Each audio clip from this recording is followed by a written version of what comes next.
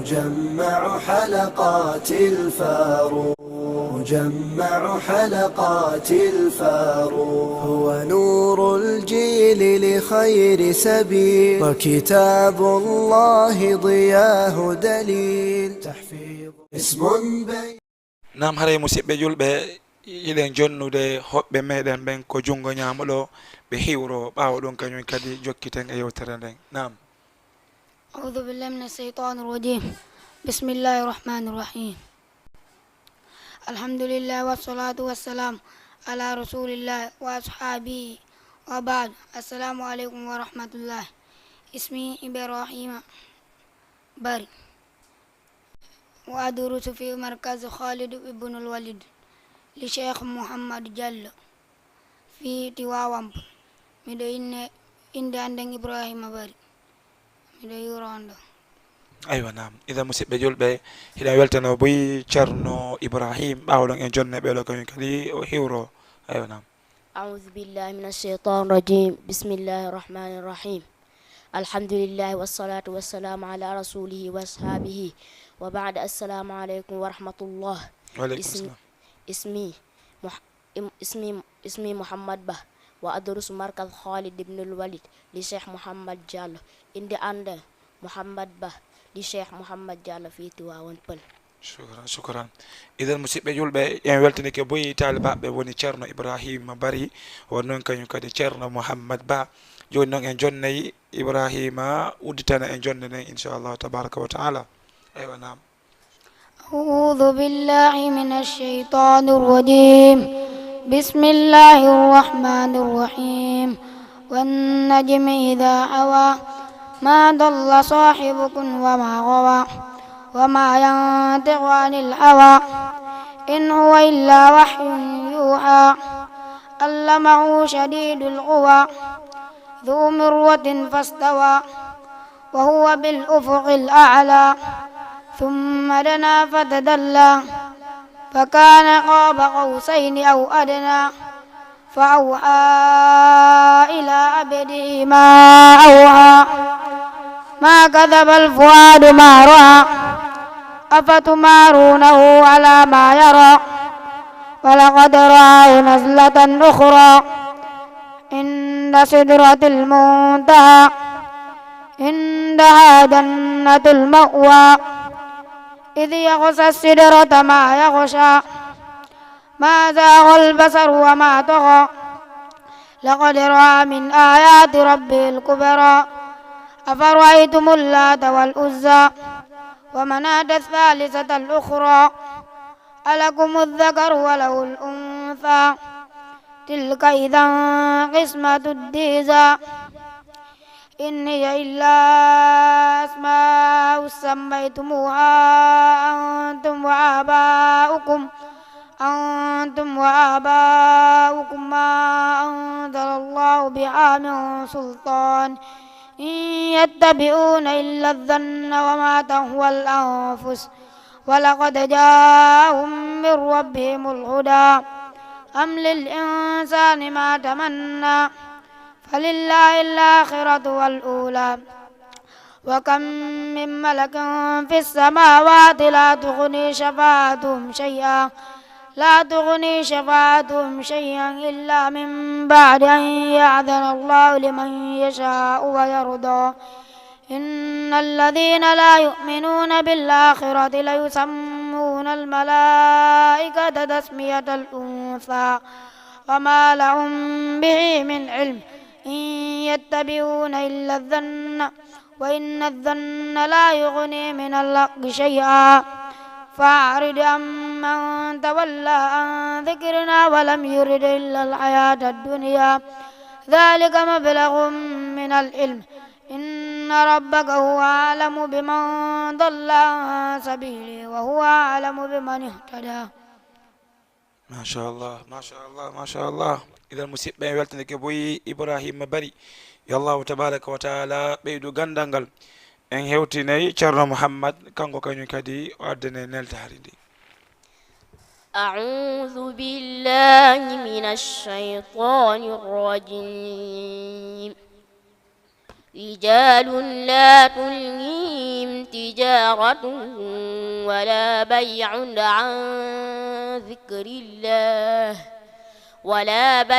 عن ذكر الله وإقام الصلاة وإيتاء الزكاة يخافون يوما تتقلب فيه القلوب والأبصار ليجزيهم الله أحسن ما عملوا ويزيدهم من فضله والله يرزق من يشاء بغير حساب والذين كفروا أعمالهم كسراب بقيعة يحسبه ظمآن ماء حتى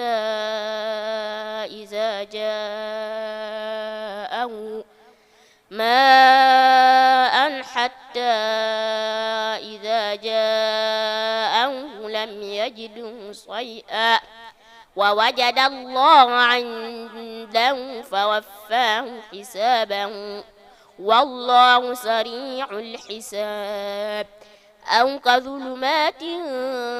في بحر لجي يعصاه موج من فوقه سحاب ظلمات بعضها فوق بعض إذا أخرج يده لم يكد يراها ومن لم يجعل الله له نورا فما له من نور ألم تر أن الله يسبح له من في السماوات والأرض والطير صافات كل قد علم صلاته وتسبيحه والله عليم بما يفعلون ولله ملك السماوات والأرض وإلى الله المصير ألم تر أن الله يزجي سحابا ثم يؤلف بينه ثم يجعله ركاما فترى الودق يخرج من خلاله وينزل من السماء من جبال فيها من برد فيصيب به من يشاء ويصرفه عن من يشاء يكاد السنا برق يذهب بالأبصار يقلب الله الليل والنهار إن في ذلك لعبرة لأولي الأبصار والله خلق كل دابة من ماء فمنهم من يمشي على بطنه ومنهم من يمشي على رجلين ومنهم من يمشي على أربع يخلق الله ما يشاء إن الله على كل شيء قدير لقد أنزلنا آيات مبينات والله يهدي من يشاء إلى صراط مستقيم ويقولون آمنا بالله وبالرسول وأطعنا ثم يتولى فريق منهم من بعد ذلك وما أولئك بالمؤمنين. ما شاء الله ما شاء الله ما شاء الله. إذا المسيبة julɓe ɗum ɗo ko welo ni ɗeɗo ayeje waɗaɗe yaltinede e konngol koyɗo paykoy hare allahu tabaraka wa taala ɓeydu gandal ngal waɗa ɓe darantoɓe kaɗo din ha ñande ɓe hawri e joomi maɓɓe. idan noon musidɓe julɓe waktu meɗen on koko yeehi ala ɗo ko junne ha kono yewtere meɗen nde hande ko heɓiliɗen kon no yowoti e ngal ɗo gandal musidɓe julɓe ngal gandal ngal andantede ma hakke ma no ngal mawniri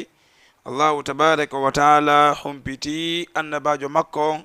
wondanede mo dey wa anzala llahu alayka alkitaba walhikma ayo muhammad allahu jippini e dow maɗa qur'ana on e sunna on wa allamaka ma lam takun ta'lam Allah on jannima an yo Muhammad konko andano wa kana fadlullahi alayka ka azima Allahu on inni laatike dow ma an yo Muhammad ɓural Allahu tabaraka wa ta'ala ngal e dow maɗa hino mawni ha non an yo Muhammad ko ɗum ɓeɗo ceernoɓe molanaɓe ɓe yuɓɓi gimɗi ɓe maka wo wondanede mayli gimɗi ɗo wo ra'aytul ilma sahibahu karimu walaw waladathu aba'u li'amu وليس يزال يرفعه إلى أن يعظم أمره القوم الكرام ويتبعونه في كل حال كراء الدعن تتبعه الصوام فلولا العلم ما سعدت رجال ولا عرف حال ولا عرف الحلال ولا الحرام ɓeɗo ɓe maki wo wondenedema ɓe yuɓɓi gimɗe wo ra'aytul ilma sahibahu karimu wo mi yiri gandal jon gandal oɗo dey ko neɗɗo tedduɗo ɓe maki walaw waladathu ummuhu maɗum walaw waladathu aba'un li'amu haysi jibini o mawɓe jasuɓe haysi jibini o mawɓe ɓe hitta wondanede mo dey oɗo o wonay neɗɗo tedduɗo ɓe maki walaysa yazalu yarfa'uhu ila an wonali gandal ngal no seera hino ɓanta o talibajo wonɗo e jangude hino ɓantamo ha yu'azzima amrahu alqawmu alkiramu ha mawnina fiyake o talibajo ɓen yimɓe ɓe andantedema ko tedduɓe ko anduɓe nafa gandal ɓe maki noon wa yatba'unahu fi kulli halin ɓe noon hino jokka o neɗɗo e kala alhaali makko hiɓe teddinamo hiɓe yimanamo honno hiɓe teddinamo hiɓe wallitomo ko ɗum oya yuɓɓi gimɗi yimi majji ɓe maki honno abi ishaq al irbiri ɓe maki wo wondenedema aba bakirin da'awtuka law ajabta ila ma fi hadduka in aqalta إلى علم تكون به إماما مطاعا إن نهيت وإن أمرت بماكي كأن أبا بكر من الديم يا أرو إغاندل أندن تيدما كادفت تيدنغل غاندل مطاعا إن نهيت وإن أمرت سي أياميري أيني بيوبي أرو بيوادا وبهتني كسام ɓe ara ɓe waɗa si a haɗiɓe yoɓe accu woɓe accay ko haɗuɗa ɓe kon ɗonge ɗon hara ɓe tonginali idan ko ɗum woɗano maki wo falawla alilmu ma sa'idat rijalun si tawino wonano gandal malatanoke dey worɓe dey wala urifa alhalalu wala alharamu en andatano ndeɗo hunde no dagi en andatano ndeɗo hunde no harmi musidɓe julɓe ngal ɗo gandal hakke man no ngal mawniri hakke man no ngal gandal allahu tabaraka wa ta'ala teddiniri ngal gandal Allah on ko honɗum inni e ɓeɗo janguɓe e ɓeɗo ɓe janga Allahu azza wa jalla in hal yastawi alladhina ya'lamuna walladhina la ya'lamun innama yatadhakkaru ulul Allah inni innama yatadhakkaru ulul albab Allah inni ene yarle non hino fota hal yastawi alladhina ya'lamuna walladhina la ya'lamun yarle no fota ɓen janguɓe e ɓen ɓe janga ene anduɗo hino mo anda no fotata Allah inne aya go ha tastawi zulumatu wan nur yarle konko wi'ete niwre e jalbeni no fotata Allah tabaraka landiti kaju kadi hal yastawi al-a'ma wal basiru yarle bunɗo on e yi'owo no ɓe fotata Allah awa inni ande no wondenedem hal yastawi alladhina ya'lamuna yarle no fota ɓen janguɓe ɓe andi walladhina la ya'lamuna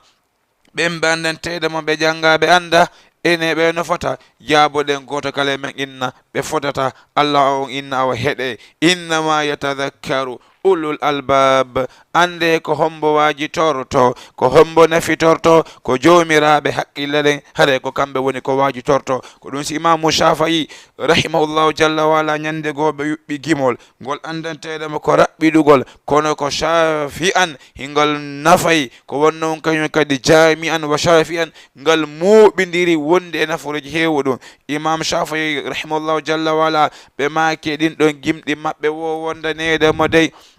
innal ilma يرفع بيوتا لا أساس لها والجهل يهدم بيوت العز والكرم بماكي ووندنيدم أينغال غندال غال بني آدم وني دابود غال غندال سي بني آدم on jangi ha o yottike gandal tigiri wondanedema gandangal yarfa'u buyutan la asasa laha gandangal ɓantay galleji ɗandanteɗama ɗi ala no fondation gandangal ɓantay fi yimɓe fino famiron ngo hoggoɗo fo ko jasunoɓe ngol leñol ɗo fo ɓe teddinanowo ka ɓe yiɗanowo ka ɓeɗo ɓe hittinanowo ka ɓeɗo hay goto yiɗaɓe ɓeɗo hay goto wowlata fi maɓɓe ɓeɗo ɓe habbitortake goto e maɓɓe yalta ton yaha janga qur'anul karim yaha janga sunna nelaɗo on ha wona gando wallahi ɓe maki wo oɗo si o arti o ɓantay leñol ngol fo ko ɓe jasuno kon fo ɓe teddire sabu neɗɗo goto ɓe maki noon wal jahlu yahdimu buyutal izzi wal karami ayi non majjere leñol ngol jangali hay goto jangali minen ko janguno ko baben amen minen ko janguno ko soro amen wonno carno ɗo ko soro amen wonno karamo ko en ko soro amen wonno ustadu en ko soro amen wonno imamu ko soro amen wonno salli babe maɓɓe maayi soro maɓɓe maayi salli on maayi ceerno on maayi imamu on maayi ustadu on maayi bal ko heddiɗo ko kamɓe ɓiɓɓe ɓen e taniraɓe ɓen tawi goto e maɓɓe janga ɓe haɓɓito ɓe lontoto karamo ko en ko duɗal wawata wonde ɓe haɓɓito ɓe lontoto imamu en ko juulirde wawata wonde ɓe haɓɓito ɓe lontoto salli on ko juulirde wawata wonde sabu fi honɗum sabu kamɓe ɓe jangali ko imamu janguno kon ɓe jangali ko ustad en janguno kon ɓe jangali ko karamo ko en janguno kon bal kamɓe ɓe yiltidiri ɗum ɗon e fijundaruji awa idan kamɓe ɓe wonta jasunoɓe ɓawo nde ɓe teddirno sabu karamoko en maayi ɓawo nde ɓe teddirno sabu ceerno en maayi ɓawo nde ɓe teddirno sabu ustad en maayi kamɓe ɓiɓɓe ɓen ɓe jangali hande kañum kadi galle ɗen wonti galle yirbude wonti galle jasude innal ilma يرفع بيوتا لا أساس لها والجهل يهدم بيوت العز والكرم أي غندال بانتاي فونداسيون بانتاي غاليجي دانان تيدما فونداسيون على نتو كونو يربينا مبينا غاليجي مولا نادي هاري لو angal gandangal limɓa ɗum ɗon bonna fi ɗum ɗo musidɓe julɓe ndaare hakke man no gandal mawniri allahu tabaraka wa ta'ala ko ɗum o ƴetti gandal ngal o ɓannitiri e ɓe rewoɓe allahu tabaraka wa ta'ala woni honɗum ɓeɗo ceernoɓe maki o wal ihtimamul islamu bil ilmi faqad jaat awwal ayati al qur'aniya maɗum min fadaili ilmi wa karamatihi no e ɓural gandal e teddugal gandal annal qur'an al karima no oɗo qur'an al tedduɗo lam yaqbal mujarradan bil muqarana wondanedema oɗo qur'an o jaali tun cinkindirede hay e hunde honɗum bayn ahlil ilmi wal qadirina bihi wondanedema ɓen ɓe ala gandal e ɓen ɓenatedema janga gandal ngal cinkiniraɓe jaɓalum ɗon ndaare musidɓe julɓe ko ɓuri mawnude kon tawo ko aya hombo ati jippade e dow annabajo on sallallahu alayhi wa sallam allahu inni honɗum wondanedema ma en aɗa joni on ɗon aya musidɓe dare ɓe maki kañum kadi wa qabla hadha kullahu falilmu huwa tariqu lmarifati l itiqadi fi rabbi l arbabi subhanahu wa ta'ala wondanedema ko gandal jeyaɗo yo wawu andude ko honno o fiɓirta ko honno o rewirta allahu tabaraka wa ta'ala e lawol hisugol tawa o majjaka ko ɗum allahu inni fa'lam eto anda jangude anda annahu la ilaha wondanedema ala mon rewe e dow gonga illa llahu si wona allahu ndaru ko ɗo aya imam nawawi hendi ma imam al-bukhari hendi rahimahullahu jalla wala ɓe maki wo wondanedema allahu tabaraka wa ta'ala fa bara bil ilmi qabla al qawli wal amal allahu azza wa jalla ko fuɗɗoriɗo koyo neɗɗo on koyo ko adide neɗɗo on wowlata ko adide neɗɗo on kañum kadi joɗoto e gollitirgol hadithul qudusi no wowle ma hadis go no wowle kono hadis on o sella ɓay onno hadis mi fayali himo ko zabur dawuda woni allahu on ɓe inne wo allahu inni ta honno ta'rifuni qabla an ta'buduni fa in lam ta'rifuni fa kayfa ta'buduni. Rewe lantawo ko adi ande lantawo ko adi yo rewdala si tawi non on andalan ko honno rewi tollan wiwɗen noon ɓe no inni wonedem on ɗon wonali ko selluɗo e konngol annabajo sallllahu alayhi wa sallam tawde woɓɓe no faami ɗum noon ko hadith. musidɓe julɓe ndaare ngal gandal ngal andanteɗema allahu tabaraka wa taala teddini fi maggal. gandal ngal andanteɗema allahu azza wa jalla ɓayi o eɓɓi nelude nelaɗo makko on ɓay allahu tabaraka wa taala eɓɓi yo qur'an o jippo ɓawde allahu inni wonedema jippini e dow maɗa deftere laatike ɓural allahu e dow ma yo muhammad ko no mawni hano allahu ko honɗum ati jippinde e dow nelaɗo ko juulu o waye ko honɗum rew allahu o waye ko hajju o waye ko zakku o waye allahu inni honɗum. iqra ayo muhammad jangude bismi rabbika alladi khalaqa jangu e inde joomi ma on taguɗo خلق الإنسان من علقة أون الله تبارك وتعالى تقول بني آدم حدر اقرأ وربك الأكرم ما يبني آدم محمد جنگودي أندا وندم جومي ما بول تدود الذي علم بالقلم أمان تيدم دي أو جني كرمونغول علم الإنسان ما لم يعلم أو جني ندن كونكو أندا الله تبارك وتعالى janni karambol ndaru musidɗo julɗo allahu tabaraka wa taala ɓuuri wiwnude nane ko fuɗɗorde allahu on ko ati windude ko karambol ɓay allahu tabaraka wa taala ko fiu honɗum allahu azza wa jal ati windude karambol ko waɗi kala gando ko e karambol rewata ko waɗi ko ngol karambol woni ko yottorte ha o bani adam wi'e gando ko ngol karambol ndaari allahu tabaraka wa taala mawnugol ngol karambol allahu azza wa jalla ndaari tawi ko ma o wondira e dow ngol karambol hakkenede no ngol karambol mawniri allahu inni nun wal qalami wa ma yasturun mi wondiri e ngol karambol e konko ngol windi subhanallah ko ɗum nanen yewti allah inni karambol windu ngol indi ko honɗum mi windata allah inni windu kala ko heɓata feendo ɗo e si heɓi kañum kadi ko honno sakkitorta e si heɓali kadi ko haɗi heɓa winda kadi ko arta janngo e ko aroyta e hunde sine heɓali ko hande heɓa sine heɓuno kadi ko honno ne sakkitorno karambol windu karambol ngol windi ha gayni ɗum no waɗa e alluwal wiyetegal lawhil mahfuz alluwal ngal andanteɗama hingal renana jeeyaɓe ɓen